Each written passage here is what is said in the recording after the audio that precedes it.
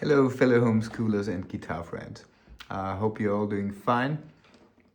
I didn't post any videos for like 2.5 weeks now. I'm sorry for that, but to be honest, I was quite busy and I needed a little YouTube retreat, if you can say so. But I was playing a lot, above all, playing acoustic guitar and just relaxing stuff, working on my tone and on my right hand technique, I would say. But yeah, doesn't matter. I'm back.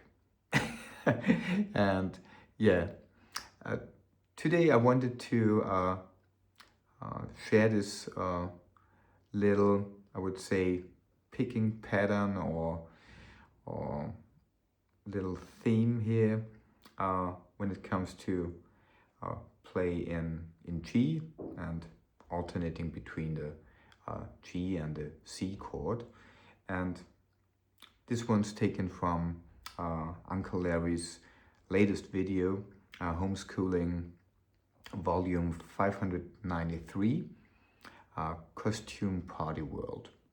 And Tom's playing this little snippet right at the beginning, and yeah, I thought there's more in it than you would see at first sight, and I wanted to share this with you. And as always, you find Tom's original down below in the description, and it's a really cool homeschooling volume. I'd recommend listening to what Uncle Larry has to say about the music biz. Okay, so first sight, this one doesn't look very spectacular. It sounds great, it's really nice, but it doesn't look spectacular. It probably isn't, but for me there's some interesting stuff in it. And so I thought I'd make this short video for you. So what we're using here is this G chord. In tab notation, it would be 3x 0 0 3 x. So I'm doing this I'm having my middle finger here on the 3rd fret of the low E string, and I automatically muting the A string. I don't need it here, and I don't want it here. And with my ring finger here, 3rd fret of the B string. And here as well, I'm muting the high E string. So when you pick with your fingers, it probably doesn't make much of a difference. But if I would play with a pluck, I could strum like this, and I'm muting these 2 strings. So I'm kind of used to play this chord like this, and for picking it doesn't make much of a difference here. But okay, so and the second chord is a C chord, and in this case we're just switching with our middle finger to the 3rd fret of the A string here, and our ring finger stays the same here on the 3rd fret of the B string. So we have,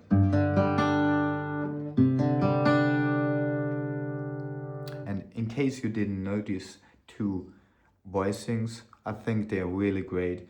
And if you're playing some songs, singer-songwriter style or whatever, I prefer these chords to the standard cowboy chords. Nice, but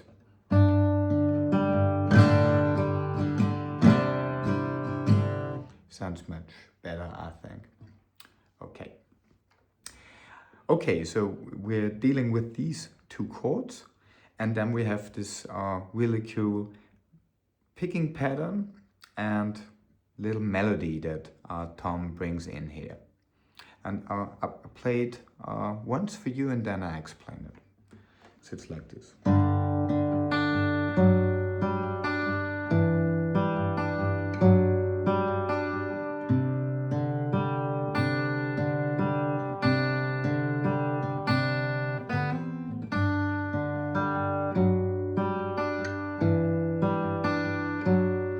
Okay, so what we're doing here, I'll probably start with the picking pattern here.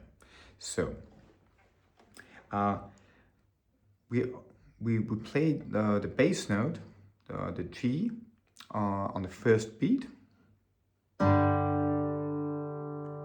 and then in this pattern we always playing 2 strings afterwards. Doesn't matter which one, but the bass comes in between these notes. So it would be like.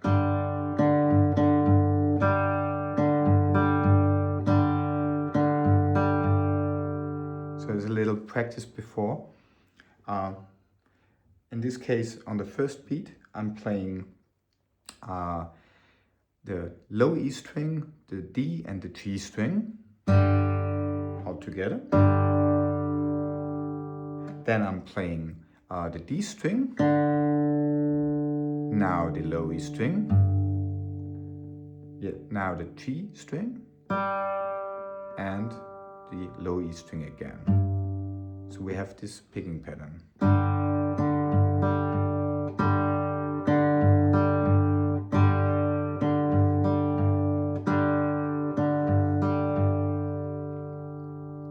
So this could be a little practice before you start into adding this little melody. Okay, so but if it feels right for you, you can start with the following. In this case, first beat is as we played it now. So it's low E string, G, and D string together. Yeah.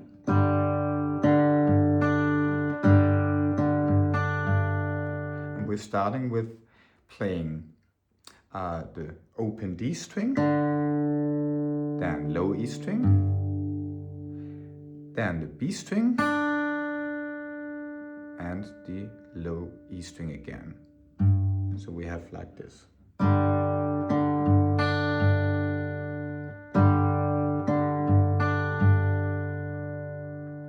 Okay.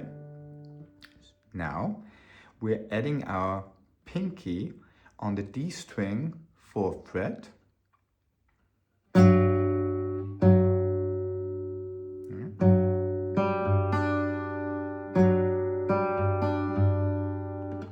So first beat, we're playing the low E string and the D string together. Then open G string, low E string, B string, low E string. So.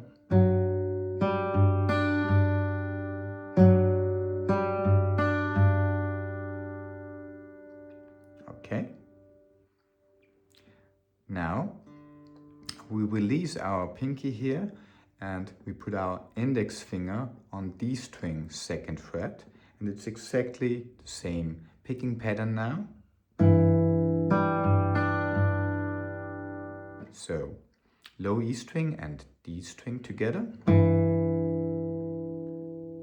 then G string, low E string, B string, low E string.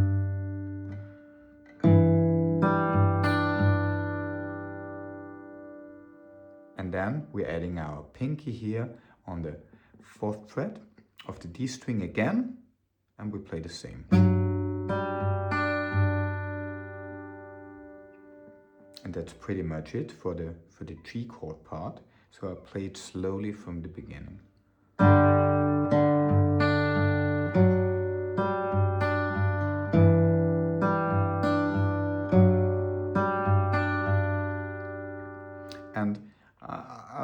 think what makes this little snippet so great is this more or less unusual bass here. We have this rhythm.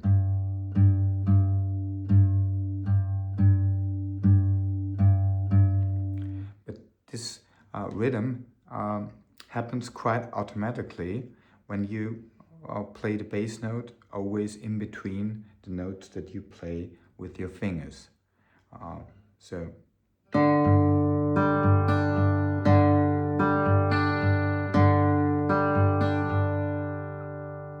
okay, so I hope this is clear. I play it once again and then we're switching to the C part, which is even easier.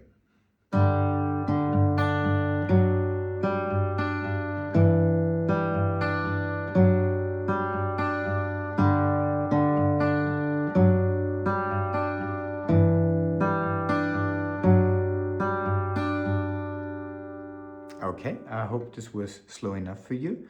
And now we're just switching, as I said before, with our middle finger to the C, so A string, 3rd fret, and play like this.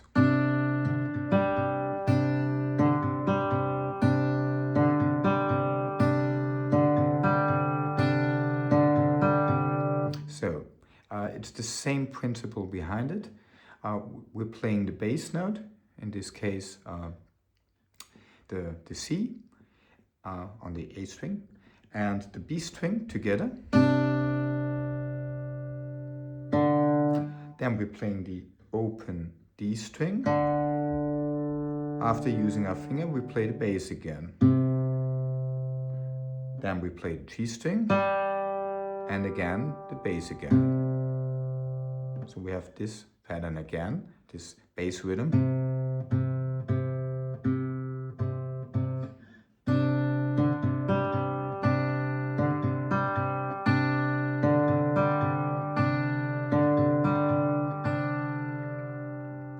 Okay, and a really nice sound when before switching to the G chord again is this little hammer on here, which is we're playing the open D and B string and making a hammer on here with middle finger on the D string 2nd fret and index finger B string 1st fret.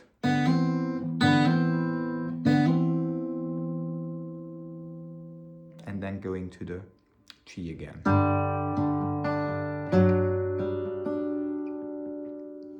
So the C part again.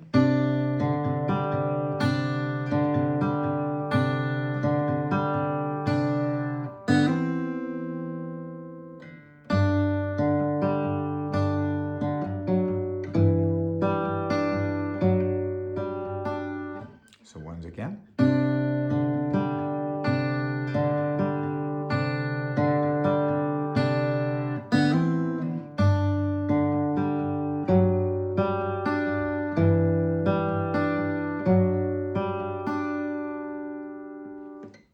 Yeah, and that's pretty much it. I think this one's really useful for a lot of songs, and I hope you can benefit from this one and implement it into your own playing. And yeah, what I wanted to show you is right in the video right after Tom played this, he already started talking. He plays this little thing here.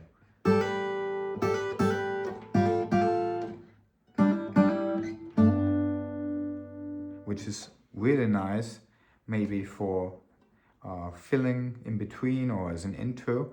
But this was quite new for me. So what is this? I do it like this. I make a little bar here with my index finger on the 5th fret over the B and high E string. I'm adding my pinky on the 8th fret of the B string and making a hammer-on with my ring finger here on the high E string 7th fret. And we're playing the G, the B, and the high E string simultaneously. Yeah? Then the same 2 frets lower.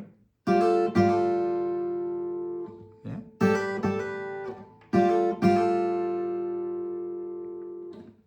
Now I'm switching to ring finger 5th fret on the D string. Then I have the open G string and my index finger on the 3rd fret of the B string, making a hammer on with my pinky here on the B string to the 5th fret. So in this case we're playing D, G and B string together.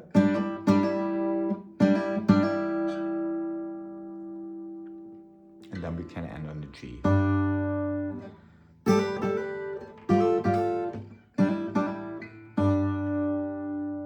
Yeah, that's what I wanted to show you. Okay, I hope you liked this short episode and it was useful for you. I'm always happy if you give me a like or send me a comment. And if you think I earned your subscription, that would make me especially happy. So, wish you the best and see you pretty soon. Bye, folks.